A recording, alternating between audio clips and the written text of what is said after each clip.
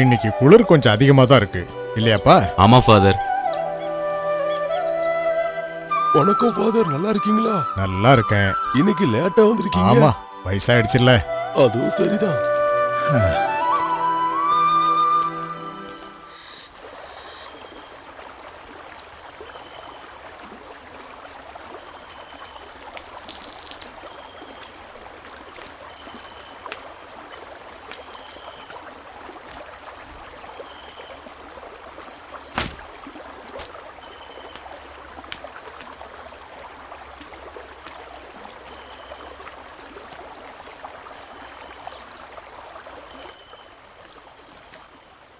அது டே ராகவா, நில்லு. நான் உன்னை தேடிக்கிட்டே இருந்தேன். என்ன விஷயம்? ஏண்டா, நீ எதுக்கு தேவையில்லாம அந்த பசங்களை அடிச்ச? அடிச்சதுதான் உங்க பிரச்சனையா? நான் அவளை அடிப்பேன், கொல்லுவேன். அது ஏன் விருப்பம் ஃபாதர். இனிமே அது நடக்காது. டேய், பல வருஷங்களுக்கு முன்னால நீ அவங்கள தூக்கி எறிஞ்சிட்டு போனவன் தானடா. ஏண்டா, அந்த குடும்பம் எப்படி வாழ்ந்துச்சுன்னு நீ ஒரு தடவையாவது யோசிச்சு பார்த்திருக்கியாடா? அப்பங்கிற அதிகாரத்தை மட்டும் காட்ட வந்துட்டான். டேய், அந்த குழந்தைங்களையாவது நீ கொஞ்சம் வாழ விடலாம்ல. இத பாரு, உன் பொண்ணு தான் இந்த ஊருக்கு எஸ்ஐயா வந்திருக்கா. இனிமே நீ இந்த மாதிரி பண்ணனா அவளே உன்னை அரெஸ்ட் பண்ணி தூக்கி உள்ள போட்டுடுவா. ஆனா அதோட மானக்கேடு உனக்கு இல்ல, அவளுக்கு தான். அத நீ மறந்துடாத. அந்த அவமானத்தை எல்லாம் அவ தாங்கிக்குவா. நீங்க ஆளுங்களை சொர்க்கத்துக்கு அனுப்புற வழியை பாருங்க. உங்க அறிவுரை எனக்கெல்லாம் தேவையில்லை. ஓஹோ, நான் பாத்துக்கிறேன். உன்னை எல்லாம் எந்த ஜென்மத்திலையும் திருத்த முடியாதுடா. ஃபாதர், மீட்டிங் 10 மணிக்கு. டேய், இதுக்கு எல்லாத்துக்கும் காலம் ஒரு நாள் கண்டிப்பா பதில் சொல்லுண்டா. அன்னைக்கு நீ அழும்போது வர்றது கண்ணீரா இருக்காது, உன்னோட சூடான ரத்தமா தான் இருக்கும். டேய், கூடி போட. வாங்க ஃபாதர். கர்த்தரே இவனை மன்னியும்.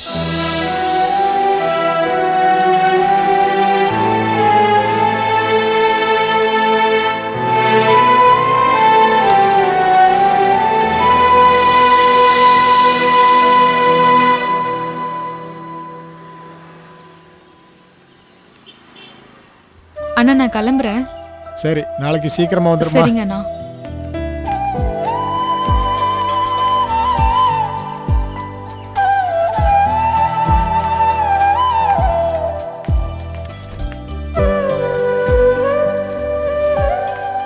புஷ்பகிரி புஷ்பகிரி புஷ்பகிரி. ஏறுங்க ஏறுங்க. புஷ்பகிரி புஷ்பகிரி புஷ்பகிரி புஷ்பகிரி. வாங்க ஏறுங்க. அண்ணா வண்டி எடுங்கண்ணா.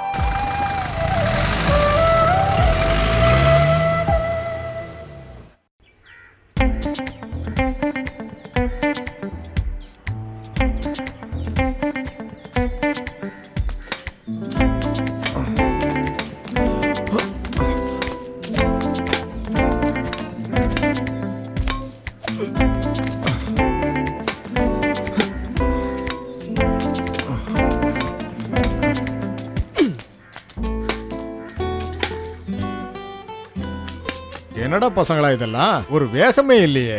நல்ல சுறுசுறுப்பா விளையாடுங்கப்பா. என்ன ஃபாதர், நீங்க வரீங்களா? ஒரு 10 நிமிஷம் ஆடலாம் வாங்க.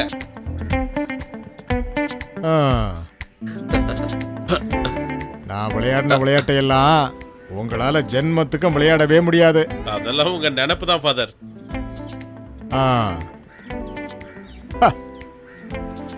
என்னப்பா ஆட்டம் ஆடுறீங்க?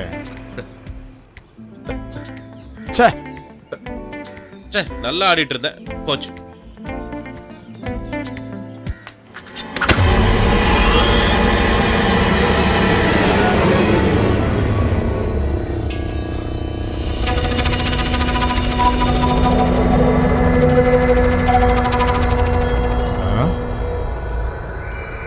என்னாச்சு?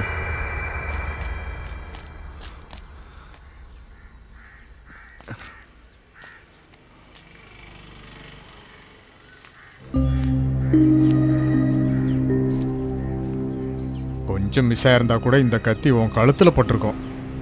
ஃபாதர், இந்த விஷயம் யாருக்கும் தெரிய வேண்டாம். என்ன விஷயம்னு தான் எனக்கு புரியவே மாட்டேங்குது. கலரி சண்டையெல்லாம் அவர் சின்ன வயசுலயே கத்துருக்காரு. அதுவும் இல்லாம ஏதோ ஒரு பெரிய குரு கிட்ட சிலம்பம், கத்தி சண்டை எல்லாத்தையும் கத்துருக்காரு. எந்த காட்டு மிருகத்தையும் பிடிக்கிற சரியான வேட்டைக்காரன். இருந்தாலும் உங்ககிட்ட ஏன் இவ்வளோ கோபம் தான் எனக்கு புரிய மாட்டேங்குது. நானும் அவரோட பொண்ணு ஃப்ரெண்டா இருக்கிறது அவருக்கு சுத்தமா பிடிக்கல. அதான் ஒருவேளை இன்னும் கோவமா இருக்காரோ என்னவோ.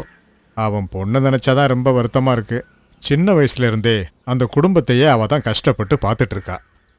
1960 சுருளியிலிருந்து பல பேர் இங்க வந்து குடியேறினாங்க. மெர்லினுக்கு 1 வயசு இருக்கும்போது அவங்க அப்பாவும் அம்மாவும் இங்க வந்து குடியேறினாங்க. அன்னைக்கு இது ஒரு பெரிய காடு. பார்த்த இடத்துல அவங்க விவசாயம் பண்ண ஆரம்பிச்சாங்க. அவங்கள மாதிரியே பல பேர் இந்த ஊரை விட்டு போகாம இருந்தபோது அன்னைக்கு எஸ்பியா இருந்த அப்துல் காதரும் போலீஸ்காரங்களும் ஃபாரஸ்ட்காரங்களும் ஒன்னா சேர்ந்து இந்த ஊர்ல பெரிய பிரச்சனையை பண்ணாங்க. அன்னைக்கு அடி வாங்கியும் துப்பாக்கி சூட்லயும் நிறைய பேர் இறந்தாங்க. துப்பாக்கி சூட்ல மெர்லினோட அப்பா அம்மா இறந்து போயிட்டாங்க. அன்னைக்கு இங்க இருந்த ஃபாதர் தாமஸ் என்கிட்ட ஒரு விஷயம் சொன்னாரு. எனக்கு இப்பவும் ஞாபகம் இருக்கு. ஃபாதர் தாமஸ் தான் மெர்லினை படிக்க வச்சாரு. அவ 12th படிக்கும்போது தான் ராகவன் கூட அவளுக்கு பழக்கம் ஏற்பட்டுச்சு. அது கடைசியில கல்யாணத்துல போய் முடிஞ்சது. அன்னைக்கு ராகவன் ரொம்ப நல்லவன். அவங்களோட குடும்ப வாழ்க்கையும் ரொம்ப நல்லா தான் போய்கிட்டு இருந்துச்சு. ஆனா எப்பவோ அதுல விரிசல் ஏற்பட ஆரம்பிச்சது. ராகவன் மெர்லினை கொல்ல ட்ரை பண்ணான். குழந்தைங்கள அனாதையாக்கிட்டு ஊரை விட்டே போயிட்டான். அப்புறம் 20 வருஷம் கழிச்சு திரும்பி வந்துதா இந்த பஞ்சமி கூட வாழ்ந்துட்டு இருக்கான். எது எப்படியோ, இங்க பாரு, நீ கொஞ்சம் ஜாக்கிரதையாயிரு. கர்த்தரே.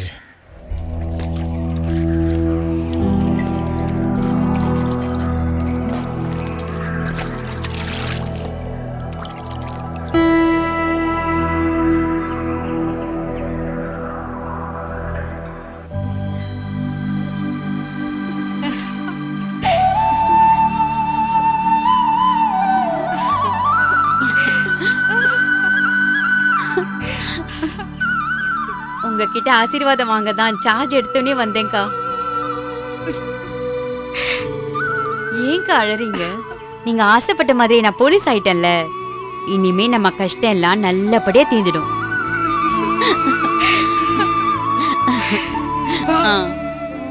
நீ போகும்போது நம்ம சர்ச்சில் ஃபாதரை பார்த்துட்டு போ.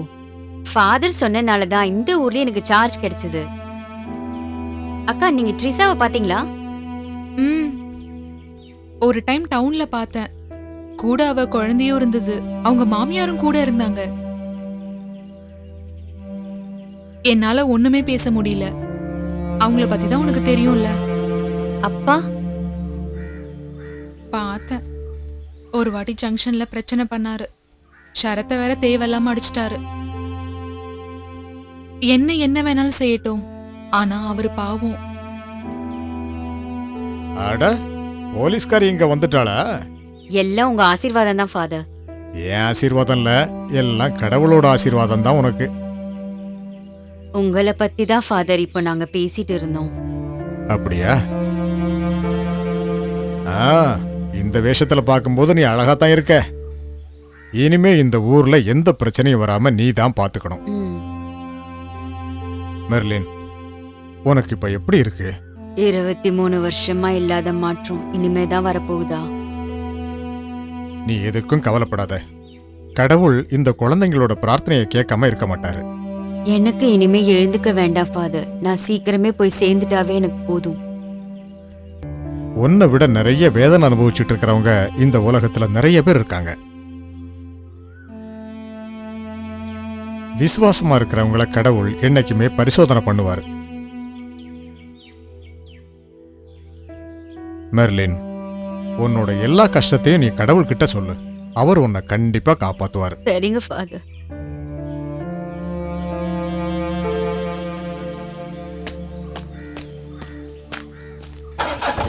போலாம்.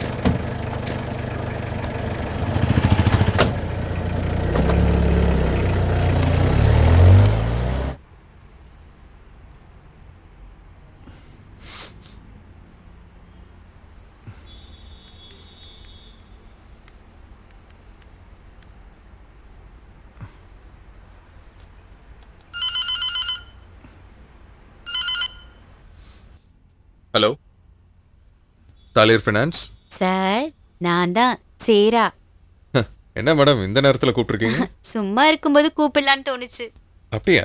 ஆனா எனக்கு நிறைய வேலை இருக்கு.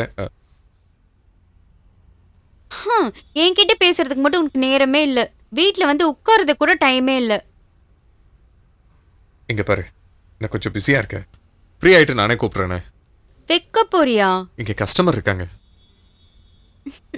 சரி. சரி, ஓகே.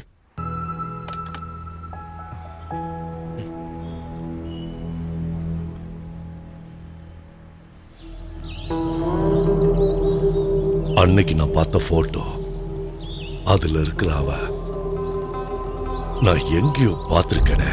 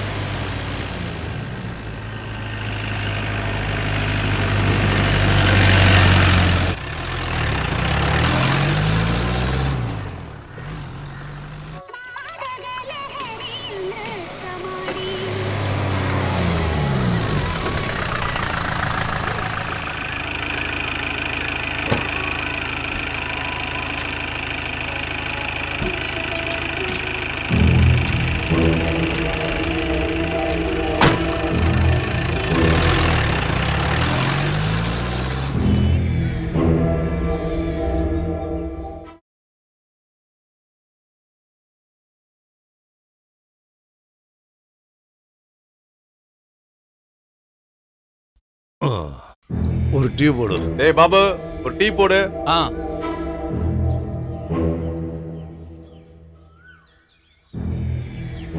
சாப்பிட ஏதாவது வேணுமா? சூடா பஜ்ஜி இருக்கு. வேண்டாம். ஆமா, எந்த ஊர் உங்களுக்கு? இதுக்கு முன்னாடி உங்களை நான் பார்த்ததே இல்லையே. நான் வெளியூர்ல இருந்து வரேன். ஓ, என்ன ஏதாவது வேலை தேடி இங்க வந்தீங்களா?